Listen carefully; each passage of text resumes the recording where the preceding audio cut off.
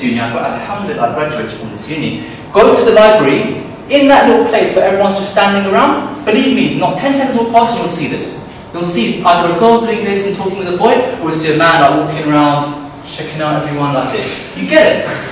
You get it? See, I'm not saying this for you to laugh.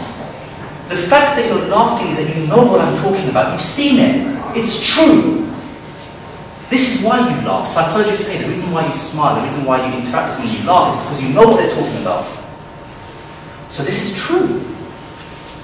Now, regarding these people, they are ill. Don't look at everyone that they're healthy, they're walking around with 2 legs and 2 arms. No, people have illnesses. And sometimes this illness is in the heart and it's hidden. And you cannot see this illness. If you see someone walking around in a wheelchair, pushing themselves around in a wheelchair, you know this guy's got a disability. So you help him according to his disability. You see a ramp, do you want me to help you up? Okay. Sometimes people have a disease in their heart, but you're not aware of it. You cannot see it. So that's why you have to be double careful. These people are suicidal. How suicidal? Go and jump off a bridge? No! Worse! Jump into the hellfire by their sin. By raking in that sin, they are suicidal. And that's why it's our duty not to push them. When you approach someone who's suicidal, who's ready to jump, you've seen it in movies. Stay away, don't come forward. I'll jump. And what do? Hey, guy, calm down. Look, just come away from the ledge for a bit. Let's just talk. Dude, everything's fine. I got kicked out of my job as well. You go and sometimes you try not to say the worst thing. You never see someone walk into a suicidal attempt and they start going, oh man, jump. Yeah, it's a long way down. I did it last week. You never do this. You never say the wrong thing because he will jump. He's in that state of mind where he does not care anymore. If you tick him off, he will jump. So you're careful. You tiptoe. You watch what you say. You watch how you act. Any sudden movement to grab him, you jump. So you go very calmly. You show him, my hands, I'm coming. This. Same thing here. Exactly the same thing. When you see someone who, for instance, of the opposite sex, you don't know whether they've got this disease or not. But 99% of the time they probably will do.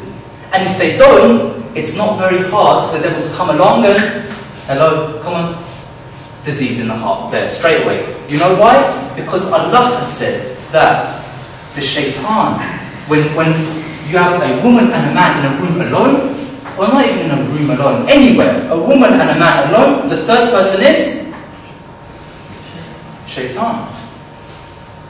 So never rely on this that, oh, mashallah, I do dua Qumayl every week, alhamdulillah, I do tasbiyat, all this, no. Never rely on these things. Because no matter how chaste you are, and no matter how chaste she is, the devil does not share your chastity. He is there to ruin it, and he will put you in it if you're not careful.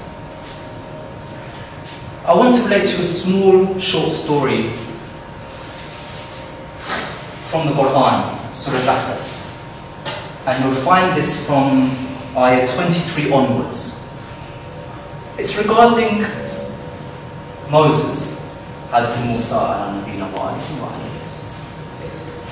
One day he's under a tree and he's soaking up some shade.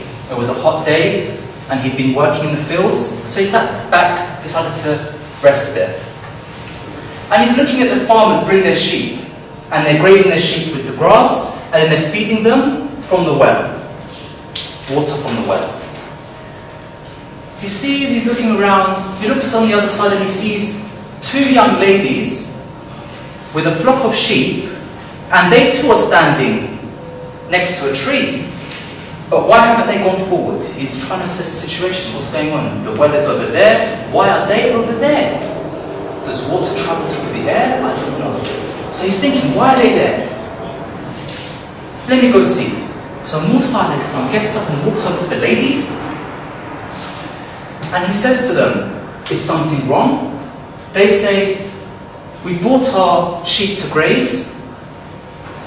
Abuna Shaykhun Kabir. our father is an old man, so we bought the sheep to graze, but because there's men over there, the farmers, with their sheep, we're going to hold back until they move on. Once it's clear, we'll go forward.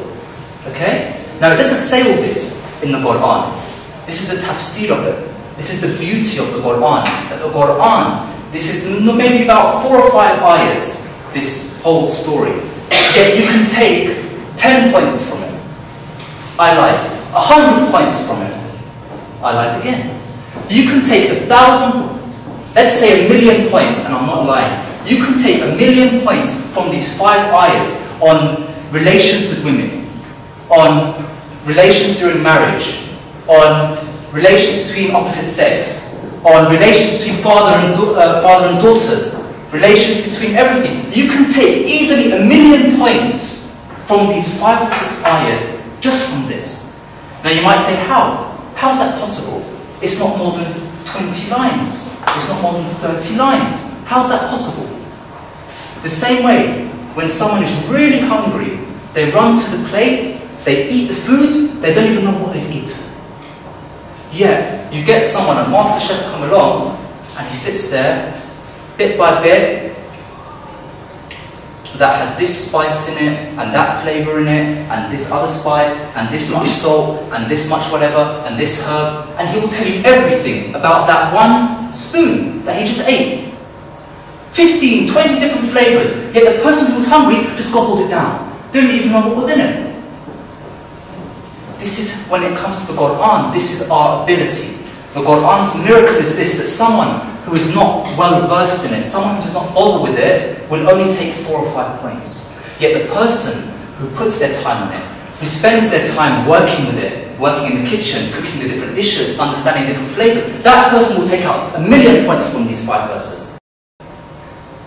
Now, he goes to them and says, do you mind I take the sheep for you then? They said, please. So he took the sheep. He grazed them, he gave them water, he came back, finished. Now, that's one side of the story. The other side of the story is that Moses comes along, hey, yo ladies, how are you today? It's a beautiful day, isn't it? And she's like, yes, it's a very nice day, thank you for asking. Oh, that's a lot of sheep you have there, mashallah, wow. Are those 2 brothers? Because they look very similar. They make the same sound. As in, why? Why? No, he didn't do this. He walked up. What's the problem? They said, there's men over there, and our father's old. Okay, let me take the sheep for you, finished. No, would you like me to take the sheep for you, so that in case I may take a number afterwards? No, he didn't do this. He didn't do this. Again, you're laughing because you know, you've seen these. You're all familiar with this. He took the sheep, he grazed them, he brought them back, they went home. He sat in the shade, and he put his hands up, Ya Allah, I've got no one here, no one knows me, no wife, no nothing, please help me, guide me, give me something. The girls reach home. Their father says, wow, it's 2:30, you normally come out at 4:30, what's going on? Well, Dad, see another point. Well, Dad, a young man helped us. He saw that we were waiting, he took our sheep for us, he grazed them, he brought them back. This is the father and daughter relationship. I can only see this much. But believe me, if you speak to my teachers and people higher than them, you will see that they will bring out 1,000,000 points from this. They never lied. They never said, oh, well, there was no one grazing there. In case their dad might beat them because they spoke to a man, God forbid. No. They said, a young man came, he helped us, finished. As in the father trusted his daughters to be able to speak to a non-mahram, to go out there when there's men. And look at the point, another point. I missed this point when I was talking about, I'll bring it now. The girls were willing to stand back. They were willing to wait for 2 hours or 3 hours or however many hours, I can't put a time on it. They were willing to delay themselves so that the people would leave and then they'd go forward. Not that, oh, their feeding doesn't matter, let's go and don't worry, we'll feed this side, they'll feed that side. How many times has it happened that your shoulders brush? You're herding sheep there. You're not sitting down at dinner table. Something happens, people walk around, people end up touching you. It's haram. Don't think that, oh, on the train, if you're standing to a man, the train keeps pushing into him. Oh, I actually like this. Yes. No. It's haram. It's haram. Again, the laughter. We know this happens. So always stand back. When you see that it's packed, wait. These girls, these pure girls, the daughters of Prophet Shu'aib, were willing to put themselves through trouble and delay themselves so that they do not fall into sin. So they do not become suicidal or push someone else to become suicidal. Who is suicidal? They don't push him. They stand back. So the girls go home, they tell the truth to their father. The father says, who is this young man? Do you know where he is? They say, well, he went and sat back in the shade, so he might still be there. He said, go to him and bring him here. Hal jazaa al-ihsan illa al-ihsan. Do you not repay good other than with good? Call him here. Let me give him some wages. Let me pay him something for his duties, for being so kind to you and to me, because you're my daughter, he took care of you. Let me pay him something. So they go there. They find Moses sitting in the shade. They ask him, look, my father wants to see you. He says, no problem. So they begin to go home. The girls are walking in front, Moses behind. Then he stops. They turn around. Why is he stopped? They go again to him. Is something wrong? Is there a stone in your sandal? What's going on? He said, no. He said, look, in my religion, it's not meant that we should walk behind the women of other households. Because you are not my sisters or my mothers or my daughter or my grandmother or my auntie or whoever, you're not mahram to me. I shouldn't walk behind you so that I see you. They said, well, what do you suggest? He said, let me go in front. That way you're behind me, I don't see you. They said, yeah, but what, you're going to put out your sat-nav? How do you know the way? He said, okay. He picks up a branch off the floor and he says, you hold this in your hand. When you want me to turn right, you do this with your hand and I'll see the branch flickering on this side. I'll turn right. When you want me to turn left, the same thing. He wasn't even prepared to let them speak to him, to hear their voice, in case he might say, wow, she's got a nice voice. He didn't even allow that. Who cares? It's someone else's daughter, it's someone else's wife, it's someone else's... Musa alayhi salam said, I won't even allow to hear her voice. That's how much I will protect her. Because who knows whether she's suicidal or not. But I definitely am. And I can't trust myself. So I will say, this way, keep it safe. They went home and he ended up getting a reward. And in the end, the father actually married off one of his daughters to Musa alayhi salam. Then the rest is history. It doesn't involve our topic tonight. Now, is it clear why I chose that title now?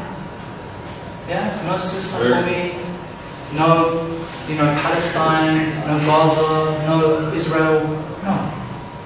This is the problem we have in our society, that when someone sees something slightly so-called controversial, they straight away jump to the worst conclusion.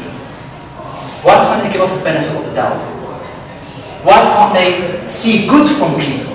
They say that what you see in others is a mirror of yourself.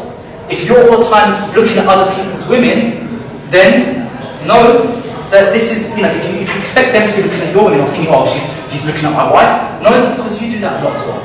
That's why you think so much bad of people. Yet if you were a good person with a clean heart, you'd never think that of other people. You'd give them the benefit of the doubt.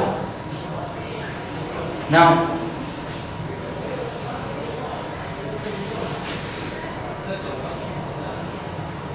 I'll finish with this one last point. And what a memory it is. I remember this memory because it was the first ever question I was asked when I began Hawza. And it wasn't in a seminary, it wasn't in a school, it was in Iran, in his house. I'd gone to meet him and sign up and everything because I've done private Hawza. And he was sitting over there, my teacher. And he was looking at me for about 5-10 minutes, just looking at me. We had a team in front of us, he was sitting, say, where the young lady's sitting, so not too far. And there was a few other people, he had 1 or 2 bodyguards with him. And I had my father and so on. He looked at me, he goes to me, son. He called me son. Son, are you awake or are you asleep? I said, dude, If this is posing questions, bring it on, because in a week I'll be a manager at Taqleed. Let me start writing my fiqh from now. If this is how easy Hawza is,